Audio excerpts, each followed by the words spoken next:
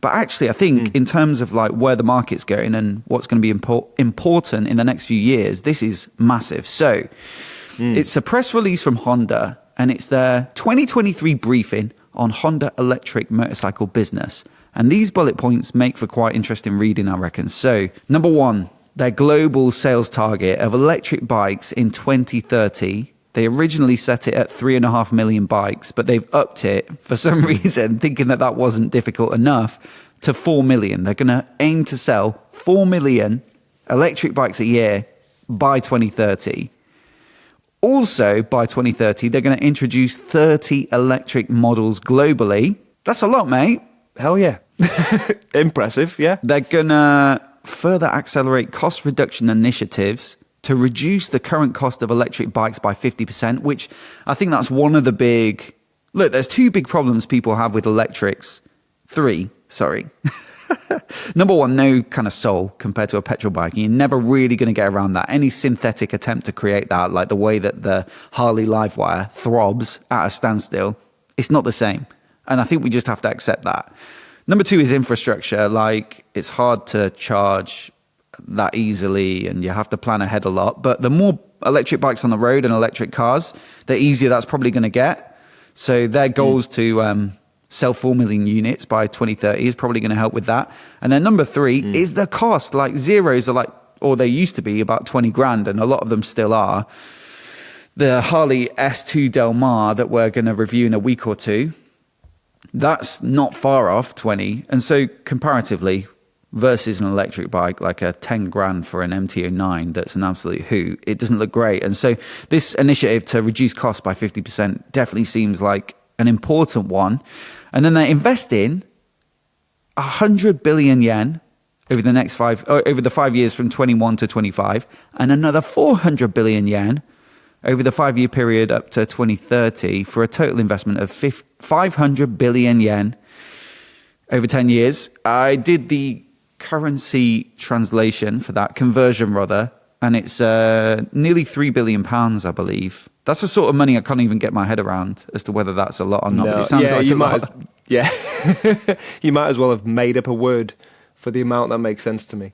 There's a few things there. So in terms of like getting numbers out, I'd be interested to see how that sort of factors into their current figures of selling bikes, bearing in mind that a lot of their market would be the smaller things like the Cub and stuff, right? So I think in a year they sell something like 20 or 30 million bikes globally. It's like the second place manufacturer is one of the Japanese big four as well, I think, and they're more like 5 million. It might be Yamaha or someone like that. And it's all those little 125 bikes and scooters that they make that really make up the bulk of that.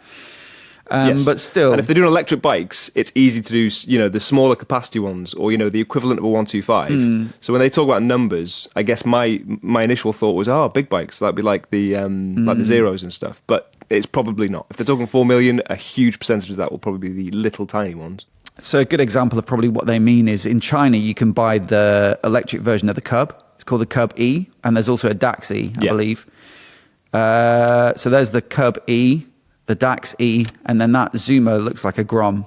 Not a Grom. What's that one called? A Ruckus in the US, like a more utilitarian looking thing. Thoughts on these? That looks like what I was expecting, to be honest. Yeah. And you know what? They're good fun, but that is a city commuter, town commuter, short trip, like a good alternative to if you can't cycle or if you just don't want to and you want something a bit smaller. But yeah, I think like looking at these bikes as well, I agree they are sort of city biased. In fact, if you look at them, have they all got actual bicycle pedals? So they're more like an e-bike. Yeah. I mean, look at they have also, well. if you're trying to gauge the horsepower levels of a given vehicle without necessarily knowing the full specs, they're probably in here, but like just glancing at it, from the girth of that chain, I'm thinking it's not a lot. That's a bicycle chain. Yeah. It ain't going to be Panigale levels, is it? So the two ways you normally do that at a glance are rear wheel size, like tire tread, and then the train is another one, right? So for that looks like a 50cc to me. That's pretty small. But then if you have to use the pedals at some point, if that adds some big whopping great tire on it and a fat chain, then you'd need thighs like Chris Hoy to get that thing moving. So I thought if it's that a backup cycle. It looks like an e-bike, but with all the added weight of a motorcycle. But I can't quite figure out if they actually are pedals or not. They do look like it, don't they? They're but I don't know if they pedals, just... Yeah. Look, that one and the red one, that's got a little... Yeah, you can spin that round, look. It's got room in there to actually pedal it. The other thing that I was noticing on here, though, is that they say that their targets for operating profit for 2030 are 10% for all their motorcycle business and more than 5% for electric motorcycles specifically, so as a subdivision of that.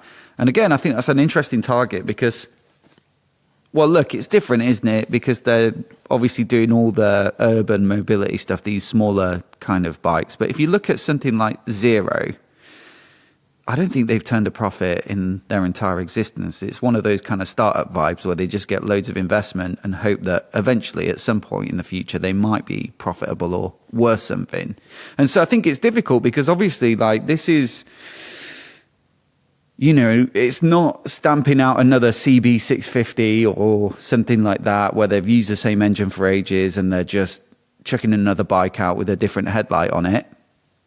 This is where you're having to put loads and loads of investment into developing something completely new. And so naturally, the costs are going to be super high.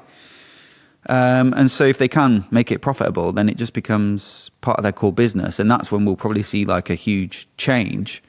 But it's probably only Honda who can afford to do that because of that huge amount of bikes sold every year. The just sheer size of their business. They can actually afford to go for it and push hard. And so, look, I think this is a big moment where we're going to see the big change. If the biggest manufacturer in the market is about to make a big push, then that's probably, it's time, mate. Time's up.